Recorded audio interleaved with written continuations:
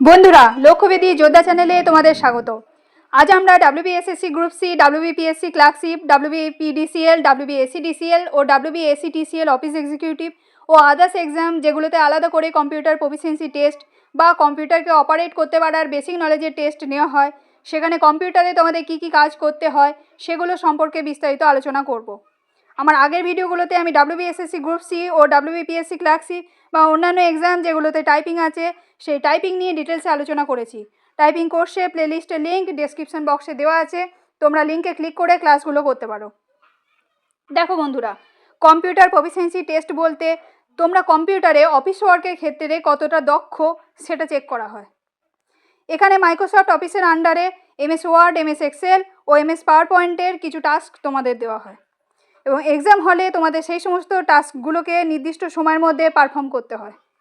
এবার এগুলোর weightage exam to exam vary করে। মোট কথা, তোমরা যদি একবার এমএস ওয়ার্ড, এমএস এক্সেল ও এমএস পাওয়ার পয়েন্টের বেশি কিছু জিনিস শিখে নিতে পারো, তাহলে তোমাদের কোনো পরীক্ষাতেই কম্পিউটার টেস্ট নিয়ে কোনো অসুবিধা হবে না। এছাড়া কম্পিউটারে কিছু শর্টকাট কিজ তোমাদের জানতে হয়, আর তাছাড়া কম্পিউটারে ফোল্ডার তৈরি করা ও তার নাম দেওয়া ইত্যাদি বেশি কিছু জিনিসও তোমাদের জানতে হয়। আমি আমার নেক্সট ভিডিওতে কম্পিউটারে কিছু শর্টকাট কিজ নিয়ে তোমাদের সাথে আলোচনা করব, যা তোমাদের পরীক্ষার জন্য খুবই হেল্পফুল হবে। আজকের বিষয় নিয়ে তোমাদের মনে কোনো প্রশ্ন থেকে থাকলে আমাকে কমেন্ট বক্সে কমেন্ট করে জানিও, আর ভিডিওটা ভালো লাগলে একটা লাইক করো।